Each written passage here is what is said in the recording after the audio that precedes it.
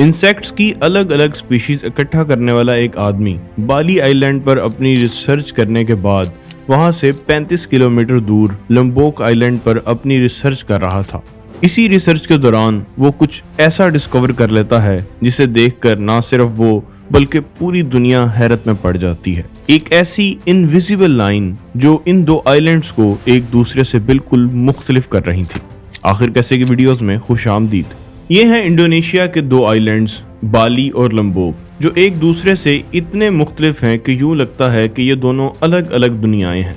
इन दोनों आइलैंड्स पर रहने वाले एनिमल्स एक दूसरे से बिल्कुल डिफरेंट हैं। ये तो माना जा सकता है कि एनिमल्स स्विम कर कर एक आइलैंड से दूसरे आइलैंड तक नहीं जा सकते, मगर हैरत की बात यह है कि इन दोनों आइलैंड्स पर परिंदे भी बिल्कुल मुख्तलिफ हैं। यहाँ तक कि समंदर के नीचे मछलियाँ भी दोनों तरफ बिल्कुल डिफरेंट हैं। यानी कि दोनों आइलैंड्स के दरमियान एक ऐसा इनविजिबल बैरियर है जिसे कोई भी जानवर क्रॉस नहीं कर सकता। और इस राज से पर्दा उठाया था अल्फ्रेड वॉलेस ने, जो कि इंग्लैंड के एक इंतहाई गरीब घर में पैदा हुए थे। वॉलेस का बाप दुनिया की अलग अलग जगहों का सर्वे करके उनका मैप बनाया करता था और उसके साथ साथ वो एक गार्डनर भी था। यही वजह थी कि उनके घर में दुनिया भर के मैप्स और गार्डनिंग के रिलेटेड बहुत सी किताबें पड़ी हुई थी। इन्हीं किताबों की वजह से वॉलेस को दुनिया को देखने का एक अलग ही जाविया मिल गया और इन्हीं हालात में उनकी मुलाकात होती है हेनरी वॉल्टर बेट्स के साथ, जो कि इंसेक्ट्स के एक्सपर्ट थे। इस मुलाकात में उसने वॉलेस को अपने तमाम स्किल्स के बारे में बताया, जिसके बाद दोनों ने इस काम को फुल टाइम बिजनेस बनाने का सोचा, क्योंकि उस वक्त विक्टोरियन सोसाइटी में रेयर स्पीशीज के एनिमल्स और इंसेक्ट्स के अच्छे खासे पैसे मिल रहे थे। और फिर 1984 में ये दोनों अलग अलग स्पीशीज को इकट्ठा करने के लिए ब्राजील चले गए। ब्राजील में 4 साल तक अलग अलग स्पीशीज को इकट्ठा करने के बाद वो वापस आए, मगर वापस आने के दौरान ही उनकी शिप में आग लग गई और उनकी सारी कलेक्शन जलकर राख हो गई। और इसी हादसे के बाद शुरू होता है वॉलेस का एक इनविजिबल बैरियर ढूंढने का सफर। इस हादसे के बाद वो इंग्लैंड से अपनी नई रिसर्च के लिए इंडोनेशियन आइलैंड्स में पहुंचे, जहां से वो इंडोनेशिया के एक आइलैंड सुलावेसी पर जाना चाहते थे, मगर उसकी शिप उनके हाथ से निकल गई। इसी वजह से वो अपने स्टॉप से नजदीकी बाली आइलैंड पर पहुंचे, मगर उस वक्त तक वो बिल्कुल भी नहीं जानते थे कि वो अब कितनी बड़ी चीज डिस्कवर करने वाले हैं। बाली आइलैंड पर उन्होंने अपनी रिसर्च का काम शुरू किया और अलग अलग प्लांट्स को स्टडी करना शुरू कर दिया और अलग अलग स्पीशीज को इकट्ठा करने लग गए। और वहां पर उन्हें टाइगर, राइनो, एलिफेंट्स जैसे एनिमल्स मिले और बर्ड्स में कॉपर स्मिथ और वुड पैकर्स जैसे बर्ड्स। उसके बाद कुछ और महीनों तक वहां पर रिसर्च करने के बाद वो लंबोक आइलैंड पर चले गए, जो कि बाली से सिर्फ 35 किलोमीटर दूर था। और वहां जाकर वो बिल्कुल हैरान रह गए, क्योंकि उन्हें लग रहा था कि वो बाली से हजारों किलोमीटर दूर कहीं आ गए हैं, क्योंकि सिर्फ 35 किलोमीटर की दूरी पर इन दोनों आइलैंड्स पर मौजूद जानवरों में जमीन आसमान का फर्क था। सिर्फ कुछ किलोमीटर दूर लंबोक आइलैंड पर बाली आइलैंड के एनिमल्स का नामो निशान तक नहीं था, बल्कि वहां पर monitor lizards, kangaroo, koalas, platypus और बर्ड्स ऑफ पैराडाइज जैसे हसीन परिंदे नजर आए। जमीनी जानवरों में इतना डिफरेंस होना फिर भी लॉजिकल लगता है, क्योंकि दोनों अलग अलग आइलैंड्स पर हैं, मगर यहाँ पर तो परिंदे भी बाली आइलैंड से बिल्कुल मुख्तलिफ थे, जिसका उनके पास कोई जवाब नहीं था। तो यही लग रहा था कि इन दोनों आइलैंड्स के दरमियान एक बहुत ही लंबा इनविजिबल बैरियर है, जो कि दोनों आइलैंड्स के जानवरों को एक से दूसरी तरफ नहीं जाने देता।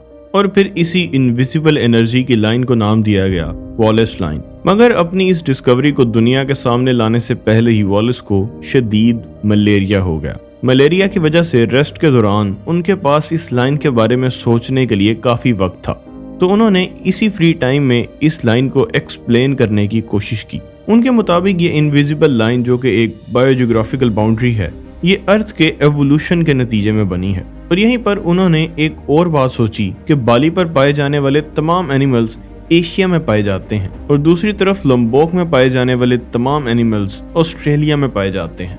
तो इसी पर उन्होंने अपनी एक थ्योरी लिखी, जिसमें उन्होंने लिखा कि आज से 360 मिलियन ईयर्स पहले आइस एज के दिनों में बाली एशिया का हिस्सा था और लंबोक ऑस्ट्रेलिया का एक हिस्सा था।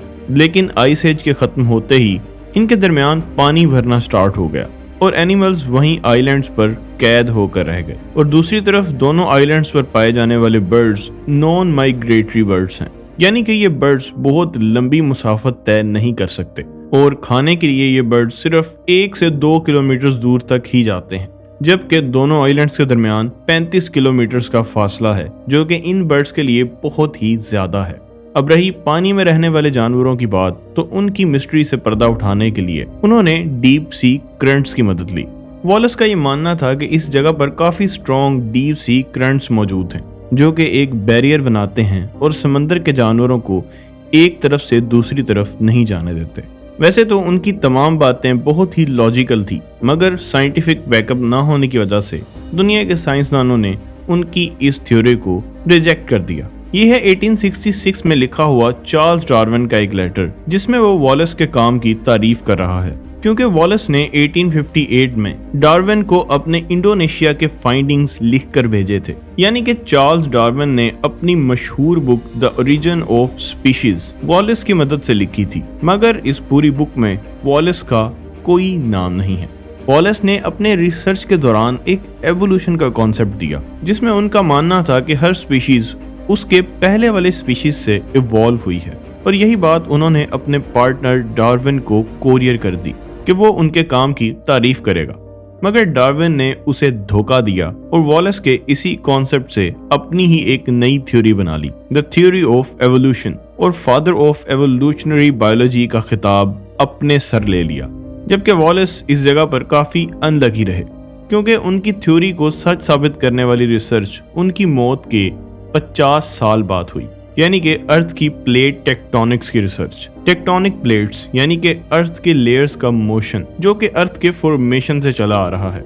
वॉलेस की मौत के बाद जब यह टेक्टोनिक की थ्योरी इंट्रोड्यूस हुई थी, तो वॉलेस का सबसे पहला हाइपोथेसिस कि बाली एशिया और लोम्बोक ऑस्ट्रेलिया से कनेक्टेड था, वो सच साबित हो गया। क्योंकि जब साइंसदानों ने टेक्टोनिक प्लेट्स का एक मॉडल बनाया, तो उसमें यह साफ जाहिर हो रहा था कि बाली और लोम्बोक आइस एज के बाद ही अलग हुए हैं, और यहीं पर पैदा होता है बहुत ही तेज डीप सी करंट, जिसकी वजह से पानी भी क्रस्ट के अंदर जाकर लावा तक पहुंच जाता है, और भाप बनकर जब वापस ऊपर आता है तो वो क्रस्ट को पुश करके लावा से बाहर निकलने की जगह बनाता है, जिससे दोनों तरफ के पानी के दरमियान एक टेम्परेचर की वॉल बन जाती है, जो कि समुद्री जानवरों को एक से दूसरी तरफ ट्रेवल नहीं करने देती।